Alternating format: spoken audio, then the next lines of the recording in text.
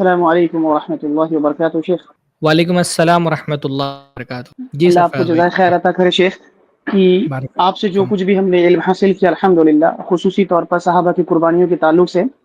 شیخ میرا سوال یہ ہے کہ ظاہر بات ہے کہ صحابہ کرام نے وہ قربانیاں عطا کی ہے جو ہم تصورات بھی نہیں کر سکتے. تو علم کے میدان میں بھی انہوں نے بہت سی قربانی دی ہے. تو جی شیخ جیسے کہ ابھی میں طالب علم کے دور میں ہوں، اور ظاہر بات ہے کہ اکثر وہ بیشتر ہمارے جیسے نوجوان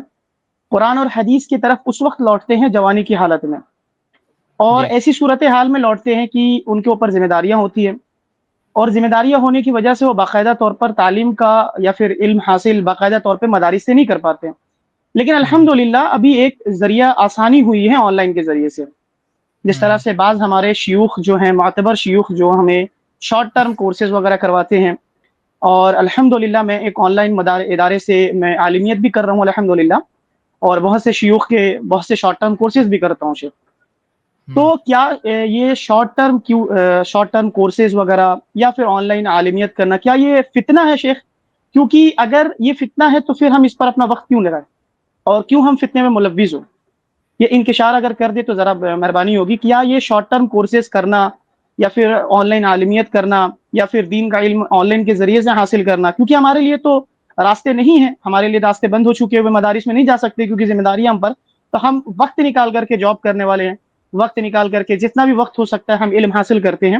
اور کورسز وغیرہ کرتے ہیں آن لائن. تو کیا یہ شیخ یہ فتنہ ہے شیخ؟ اس کی تھوڑا انکشاف کر دے، اس کی تھوڑی وضاحت کر دے. دیکھیے، ایک اصولی بات تو یہ یاد رکھیے کہ اللہ تعالیٰ نے ہر مسلمان پر علم حاصل کرنا فرض کیا ہے، کہ ہر مسلمان پر لازم ہے کہ وہ علم حاصل کرے، ہے نا. طلب العلم فریضۃ علی کل مسلم. علم کا حاصل کرنا ہر مسلمان پر فرض ہے. تو ایک علم تو فرض ہے جس کو حاصل کرنا ہر مسلمان پر واجب ہے، اور اللہ کے رسول صلی اللہ علیہ وسلم نے علم حاصل کرنے کے لیے کوئی متعین وسیلہ نہیں طے کیا ہے کہ علم حاصل کرنے کا یہی ایک فلاں متعین وسیلہ ہے، اسی ذریعے سے علم حاصل کیا جا سکتا ہے. علم حاصل کرنے کا اپنی دور کے اعتبار سے جو بھی وسیلہ ہو، بس انسان کو اس بات کا خیال رکھنا چاہیے کہ جن لوگوں سے وہ علم حاصل کر رہا ہے وہ معتبر ہوں، چاہے شارٹ ٹرم کورسز ہوں، چاہے آن لائن عالمیت کی کلاسز ہو رہی ہوں. اصل چیز انسان کو یہ دیکھنا ہے کہ وہ معتبر لوگوں سے دین کا علم حاصل کر لے،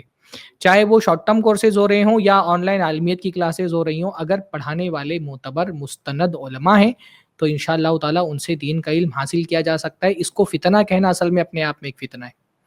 ٹھیک ہے، بعض مرتبہ ممکن ہے کہ کسی کے ذہن میں یہ بات ہو کہ جو لوگ شارٹ ٹرم کورسز لیتے ہیں یا جو عالمیت کی پڑھائی آن لائن پڑھ رہے ہیں، ان میں سے کچھ نوجوان ایسے ہیں جو تھوڑا سا علم حاصل کرنے کے بعد فتویٰ بازی کے میدان میں آ جاتے ہیں. تو اگر ایسا کوئی نوجوان ہے جو ان شارٹ ٹرم کورسز، حالانکہ میرے علم میں تو نہیں ہے، میں بہت سارے نوجوانوں کو ماشاءاللہ جانتا ہوں جو مختلف طرح کے کورسز کے ذریعے سے دین کا علم حاصل کر رہے ہیں، اور الحمدللہ میں نے یہ بھی دیکھا کہ ایسے نوجوان جو معتبر علماء سے جڑ کر کے ان کورسز کے ذریعے سے علم حاصل کرتے ہیں، ان کا علمی معیار دیگر عوام سے بہتر ہے الحمدللہ.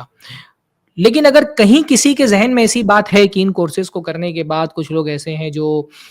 فتویٰ بازی کے میدان میں چلے گئے ہیں، یا ان کے بارے میں اندیشہ ہے کہ وہ تھوڑا سا علم حاصل کر کے فتویٰ بازی کرنے لگیں گے، فتویٰ بازی کا رجحان ان کے اندر پیدا ہوگا، تو ایسی صورت میں وہ جو غلط رجحان ہے فتویٰ بازی کا، اس کا رد کرنا چاہیے، نہ کہ جو ہے نا وہ ان کورسز کا ہی رد کرنا شروع کر دیں. بھائی یہ کورسز غلط نہیں ہے، ہاں ٹھیک ہے، کبھی ایسا ہوتا ہے کہ آدمی صحیح علم حاصل کرنے کے بعد اس کا علم اس کے لیے فتنہ بن جاتا ہے، اور وہ اپنے آپ کو جتنا اس نے علم حاصل کیا اس سے بڑا سمجھ کر کے اور وہ کام کرنے لگتا ہے جس کا وہ اہل نہیں ہے. تو اگر واقعتاً ایسا کوئی مسئلہ ہے کہ کوئی نوجوان وہ کام کر رہا ہے جس کا وہ اہل نہیں ہے، تو اس پر رد کرنا چاہیے، نہ یہ کہ ان کورسز کو ہی برا بولنا چاہیے. خاص طور پہ اگر یہ کورسز معتبر اور مستند علماء لے رہے ہیں، جیسے میرے علم میں جتنے بھی کورسز ہیں الحمدللہ میں دیکھ رہا ہوں کہ پڑھانے والے عام طور پہ مستند اور معتبر علماء ہیں. اور یہ مستند علماء جو خاص طور پہ ہمارے الگ الگ کورسز لیتے ہیں، وہ پڑھا رہے ہیں، تو وہ تو خاص اس بات کی خود اپنی کلاس میں تاکید کرتے ہیں کہ نوجوان جو ہے وہ فتویٰ بازی کے میدان میں نہ جائیں، اور دعوت کے میدان میں وہ کام نہ کرے جس کے وہ اہل نہ ہوں.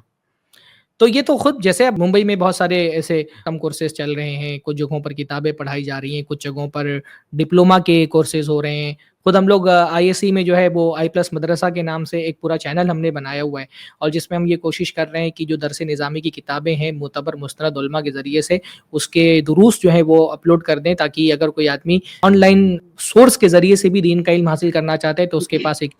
تو اگر فتویٰ بازی کے رجحان کا اندیشہ ہے تو اس فتویٰ بازی کا رد کرنا چاہیے۔ اگر نااہل لوگ، اب اس بات کا اندیشہ ہے کہ یہ طلبہ نااہلیت کے باوجود فتویٰ بازی کی طرف چلے جائیں گے اور وہ کام کریں گے جس کے وہ اہل نہیں ہے، تو اس کا رد کرنا چاہیے۔ باقی یہ کہ معتبر علماء جب بھی پڑھاتے ہیں، میں خود اصول فقہ کی کتابیں پڑھاتا رہا ہوں اور میں اپنے طلباء کو بار بار اس بات کی نصیحت کرتا ہوں۔ اچھا آپ دیکھیں معاملہ یہ ہے نا کہ اگر نوجوانوں میں فتویٰ بازی کا رجحان پیدا ہو رہا ہے تو وہ علم سے ہی کم ہوگا۔ علم جو ہے وہ انسان کو باندھتا ہے اور اس کو سکھاتا ہے کہ کتنا تمہارا میدان ہے، کس کام کے کرنے کی تم اہل ہو اور کس کام کرنے کی تم اہل نہیں ہو۔ جو یہ نوجوانوں کے اندر فتویٰ بازی کا رجحان ہے، اگر یہ رجحان کم بھی کرنا ہے نا تو اس کے لیے نوجوانوں کو ایجوکیٹ کرنا پڑے گا، علم دینا پڑے گا۔ علم ہی سے تو نوجوانوں کو سمجھ میں آئے گا کہ ہم کس کام کے کرنے کے اہل ہیں اور کون سا کام ہماری اہلیت سے باہر ہے۔ تو اگر یہ شارٹ ٹرم کورسز کے ذریعے سے نوجوانوں کو ایجوکیٹ کیا جا رہا ہے تو یہ فتنہ نہیں ہے، بلکہ جو فتویٰ بازی کا فتنہ پھیل رہا ہے نوجوانوں میں، اس فتویٰ بازی کے فتنے کو اگر ختم کرنا ہے نا تو نوجوانوں کو ایک معتبر ذریعے سے مستند علم دینے کی ضرورت ہے۔ جیسے میں اصول فقہ پڑھاتا ہوں اور میں یہ بار بار یہ بات اپنے طلباء سے کہتا ہوں کہ بھائی اصول فقہ پڑھنا اس لیے بھی ضروری ہے تاکہ نوجوانوں کو یہ سمجھ میں آئے کہ فتویٰ دینے کے لیے صرف نصوص کا پڑھ لینا کافی نہیں ہوتا ہے، نصوص سے استدلال کرنے کے کچھ ضوابط ہوتے ہیں، اور وہ ضوابط جب تک نہ پتا ہو، صرف نص معلوم ہونے، قرآن کی آیت حدیث پتہ ہے، یہ کافی نہیں ہوتا ہے فتویٰ دینے کے لیے۔ اچھا یہ بھی عجیب بات ہے کہ ہمارے یہاں جو لوگ شارٹ ٹرم کورسز کو فتنہ کہتے ہیں، وہ خود بھی تو کچھ کتابیں پڑھاتے ہیں نا، الگ الگ مسجدوں میں الگ الگ کتابوں کے ان کے دروس چلتے ہیں۔ اس کی کیا گارنٹی کہ آپ سے جو کتابیں پڑھ رہا ہے وہ فتویٰ بازی نہیں کرے گا؟ بلکہ میں نے تو یہ دیکھا ہے کہ ایسے نوجوان جو ان شارٹ ٹرم کورسز کی مخالفت کرتے ہیں وہ بہت جری ہوتے ہیں اہل علم پر، وہ تو سیدھا جرح و تعدیل کے میدان میں چلے جاتے ہیں، فلاں عالم کو مت سنو، فلاں عالم فتنہ ہے تو فلاں عالم فتنہ ہے تو فلاں، مطلب وہ جرح و تعدیل کا میدان، وہ اس میں امام بنے ہوتے ہیں۔ یہ بھی تو فتویٰ بازی ہے نا کہ جو شخصیات پر رد کرنے اور شخصیات کی نفی کرنے کا جو کام یہ نوجوان کر رہے ہیں، جو عام طور پہ ان شارٹ ٹرم کورسز کو فتنہ کہہ رہے ہیں، یہ تو خود فتنہ بنے ہوئے ہیں۔ جیسے فتویٰ بازی کرنا غلط ہے، ویسے ان نوجوانوں کا کبار علماء کی شخصیتوں پر جرح کرنا صحیح ہے۔ تو سوال یہ ہے کہ آپ کچھ کتابیں پڑھا رہے ہیں تو آپ سے پڑھے ہوئے طلبہ اس فتنے کی طرف نہیں جا سکتے؟ کیا حال ہے آپ کے پاس؟ بھائی